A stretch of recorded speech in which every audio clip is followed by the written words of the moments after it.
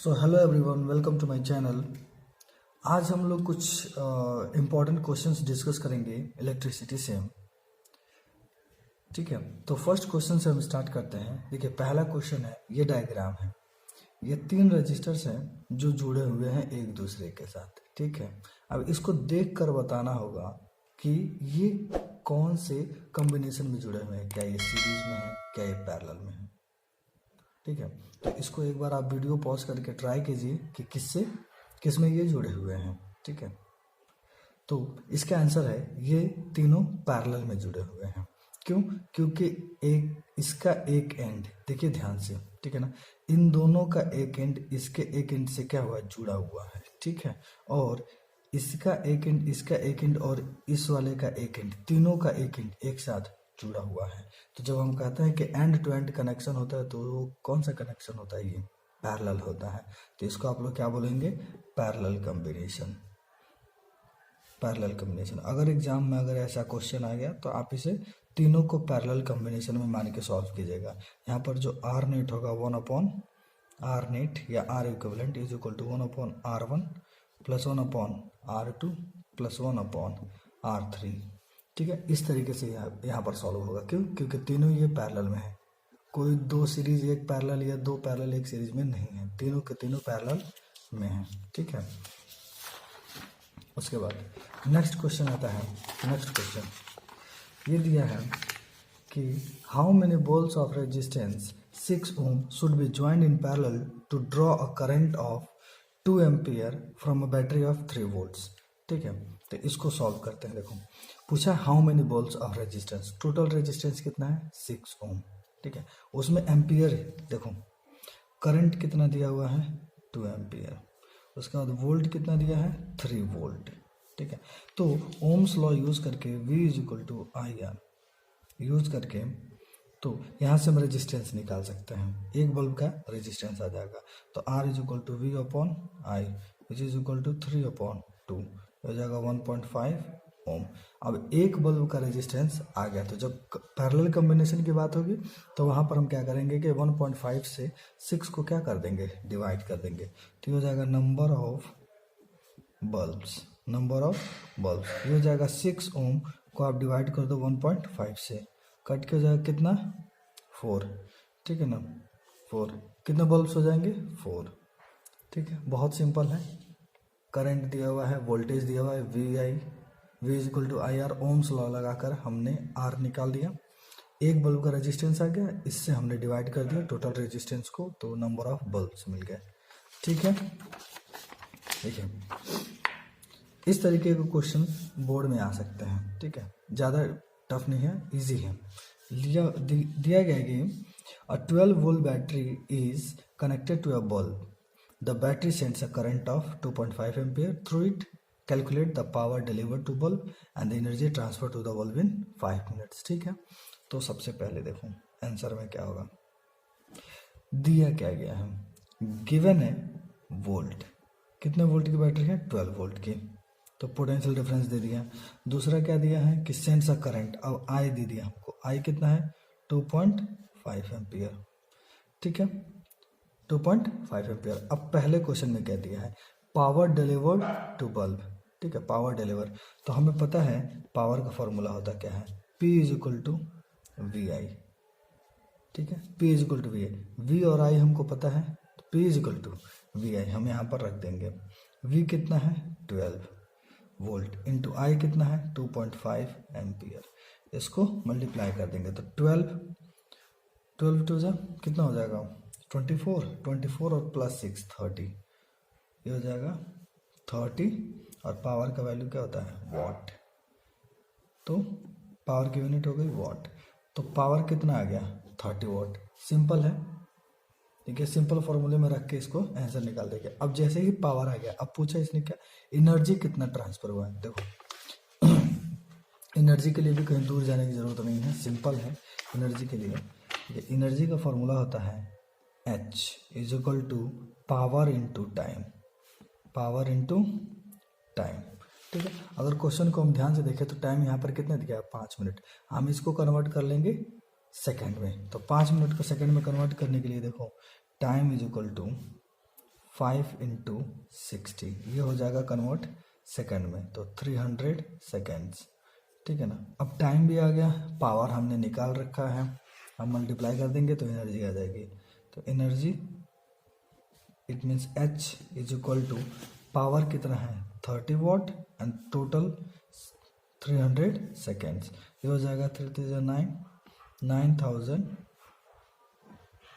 Joule. ये हो गया एनर्जी, जो टोटल एनर्जी सेंड होगा या ट्रांसफर होगा बल्ब को 5 मिनट में।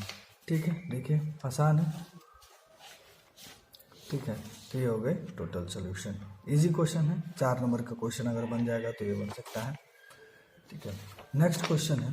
नेक्स्ट क्वेश्चन हम लोग ट्राई करते हैं। दिया हुआ है क्वेश्चन में कि a bulb draws 24 watt when connected to a 12 volt supply, find the power if it is connected to a 6 volt supply.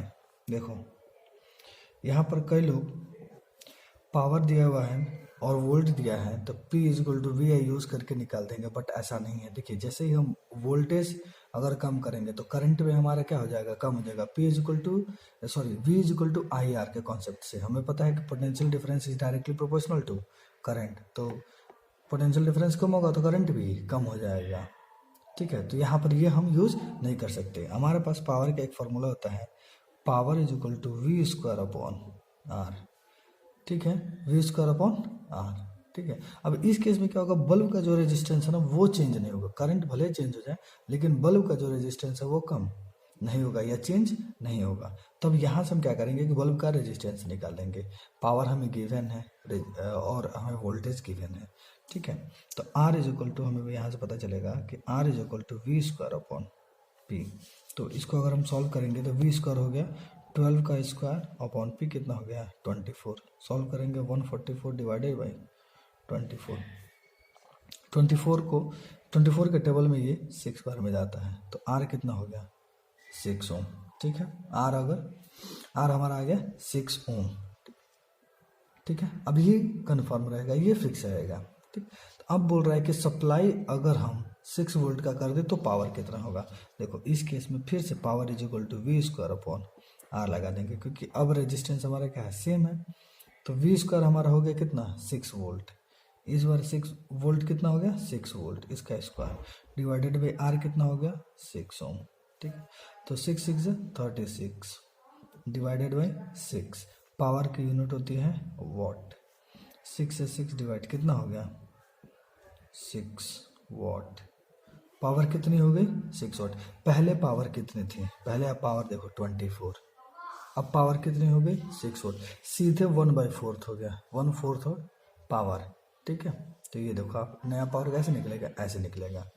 Next question हम ट्राई करते हैं हम लोग। दिया हुआ है कि 2 identical resistors of resistance are connected in series. 2 resistance हैं, 2 रेजिस्टेंस जो सीरीज में कनेक्टेड है। इसको देखो ध्यान से, दिया हुआ है। ठीक है, तो क्वेश्चन में है कि 2 identical resistors of resistance are connected in series. पहले ये सीरीज में कनेक्टेड है, जिसका पोटेंशियल डिफरेंस कितना है बैटरी का V है, और कितने टाइम के लिए T टाइम तक के लिए। और the resistors are later connected in parallel. अब इसके बाद अब जो रजिस्टर्स है उनको पैरेलल में कनेक्ट कर दिया गया, सेम बैटरी है with the same battery across the combination for time T। इस बार भी T टाइम के लिए। बताओ compare the heat produced in the 2 cases. दोनों ही केसेस में हीट कितना प्रोड्यूस होगा। ठीक है, दोनों ही केसेस में हीट क्या प्रोड्यूस होगा। देखो सबसे पहले आर पहले सीरीज में कनेक्टेड है, तो हम लोग 2 केस बनाएंगे। ठीक है ना, 2 केस बनाएंगे। अब दोनों ही केसेस को समझने के लिए हम करेंगे क्या, देखो एक बार हमने रजिस्टर्स को सीरीज में कनेक्ट कर दिया। ठीक है, ये हो गया आर और ये भी आर। हमें पता है आर नेट कितना हो जाएगा, यहाँ से आर नेट या आर इक्विवेलेंट ये हो जाएगा 2R, are plus are 2R हो जाएगा। ठीक है, अब हमारे पास रिजल्टेंट रेजिस्टेंस आ गया। अब हम यूज़ करेंगे हीट प्रोड्यूस्ड। देखो तो हीट का फॉर्मूला होता है heat is equal to V square upon R into T. ठीक है, V square upon R into T, ये होता है फॉर्मूला। ठीक है। तो अब हमारे पास देखो R कितना है, 2R है, बाकी V हमें पोटेंशियल डिफरेंस सेम है, टाइम भी T ही है, तो हम सिंपल रख देंगे V² upon 2R into T. तो हीट कितना प्रोड्यूस है, देखो heat is equal to V² upon R into T, या यहाँ पर यहीं लिख दें 2R, ठीक है, यहीं रख देते हैं, ठीक। नेक्स्ट दूसरे केस में क्या दिया है कि अगर हमने दोनों ही रजिस्टर्स को पैरेलल में क्या कर दिया, जोड़ दिया, ये हो गया R, ये भी R। इस केस में क्या हो जाएगा 1/R नेट, या R equivalent equal to 1/R plus 1/R 2/R, तो R नेट हो जाएगा, R net is equal to, इसको उल्टा हो जाएगा R/2, ठीक है ना, R/2। इस केस में देखो फॉर्मूला हम लोग वही लगाएंगे, H is equal to V² upon R into T. अब यहाँ पर R कितना है, अब यहाँ पर R हो गया हमारा V² अपॉन R जो है वो R/2 हो गया, तो यहाँ पर रख देंगे R/2 इंटू टी। ये जो 2 है ये चला जाएगा ऊपर, ठीक है, तो ये हो जाएगा 2V² upon R into T, ठीक है। दोनों ही केस में हीट हमको निकल के आ गया। अगर हम लोग ठीक से कंपेयर करें दोनों ही जो रिजल्ट आया हीट का, अगर देखा जाए तो यहाँ पर V² upon R into T में 2 क्या है, डिवाइड में है, और यहाँ पर 2 क्या है, मल्टीप्लाइड में है, ठीक है। तो हम लोग ये कह सकते हैं सीधे कि ये जो इस केस का जो हीट एनर्जी आया है इज, ये जो है ये इसके 1/4 है, या यूँ कह लूँ कि ये जो हीट एनर्जी है ये इसके 4 टाइम्स है। अगर इसमें हम 4 से मल्टीप्लाई करते हैं, अगर मैं बोल दूँ H1 और H2, ठीक है ना, तो मैं कह सकता हूँ कि H1 का 4 टाइम्स, इसका 4 टाइम्स, H1 का 4 times is equal to H2, ठीक है।